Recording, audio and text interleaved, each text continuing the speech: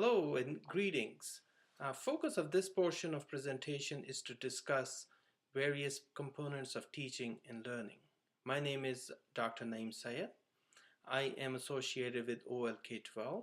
The organization provides online infrastructure to schools, colleges, and for professional development and training and teaching environments.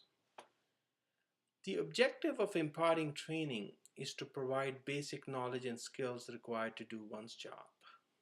We are familiar with face-to-face synchronous training, in which a trainer provides information to trainees and expects to achieve the desired outcomes as he perceived to attain from his or her instructions. Let's talk about the two mediums. That is face-to-face learning asynchronous style, where a learner and instructor are present.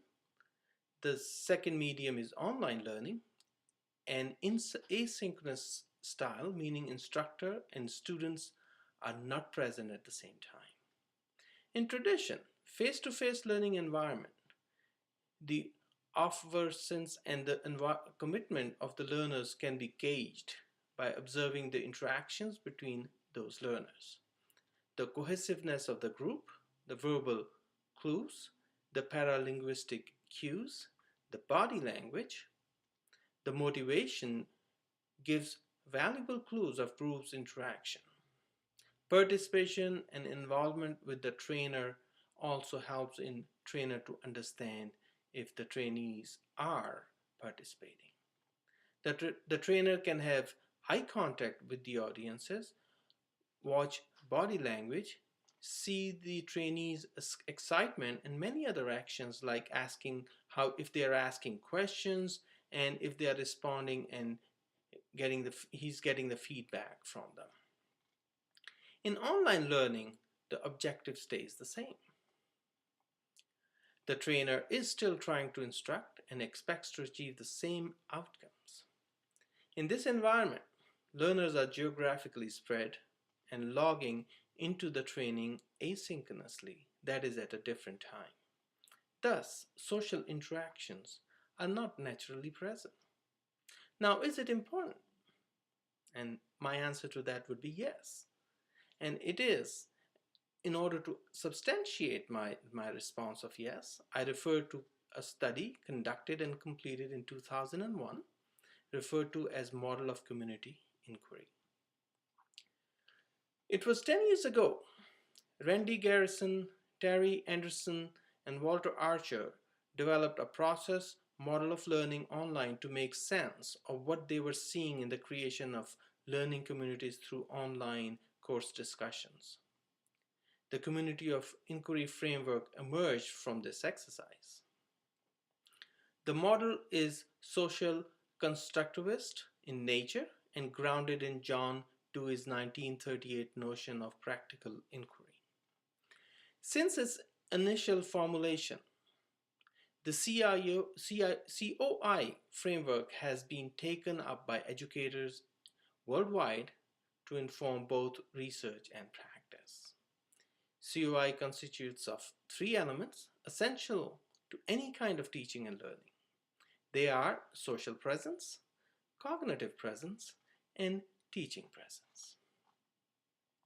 Social presence is the ability of a training participant to identify with other participants by communicating with them purposefully and developing interpersonal relationships by projecting their individual personalities.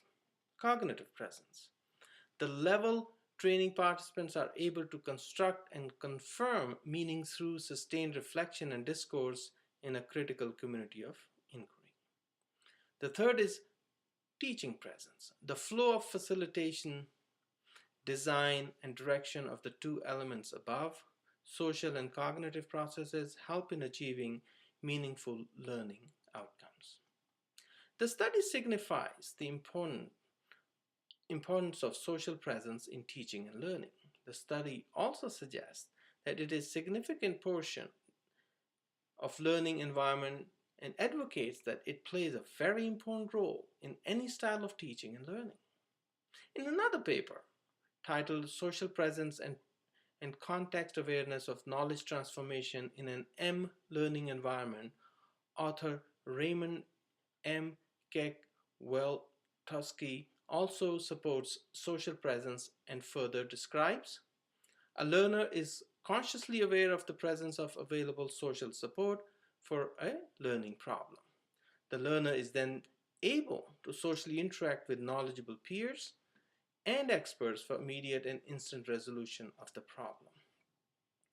Looking further, with a slightly different take on the social presence in teaching and learning, Coyle and Garrison suggest that social presence is associated with student satisfaction but not perceived learning.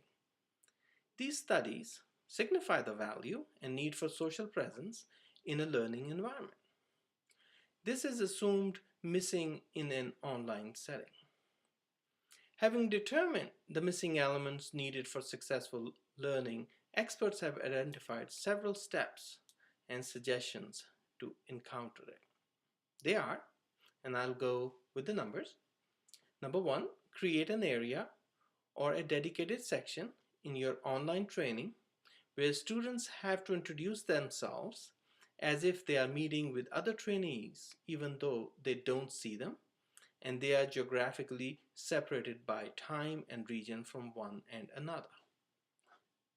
The next one, explicitly introduce and remind trainees to the unique nature of online environment and learning potential of online discussion through features like forums, chat rooms, and discussion blogs. Since forums, chat rooms, and discussion blogs are mentioned, it is critical to lay down the rules of engagement on these mediums. To establish these rules, it is important to choose a secure learning management system, also referred as LMS, software to establish rules of engagement for the learning and training courses. Part 2 of the presentation will offer some information and different type of learning management systems available and their functions. Developing, and the other point will be, the next point will be developing ice-breaking activities in the beginning of the training modules to encourage the development of swift trust. Encourage the use of verbal closeness behaviors in interactions with students.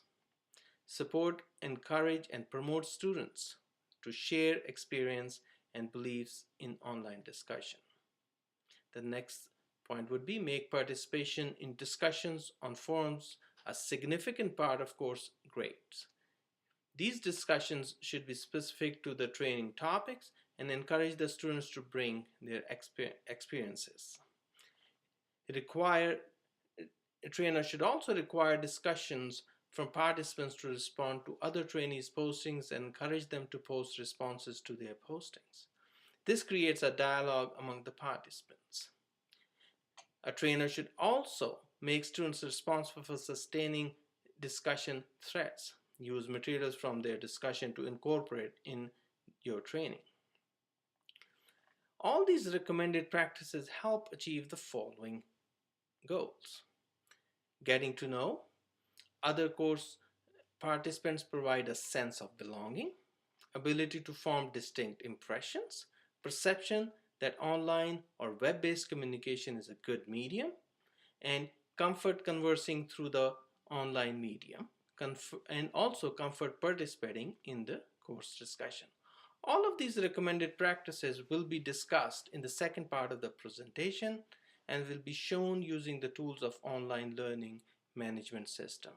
Well, I thank you, and thank you for listening to me in this first part of the presentation.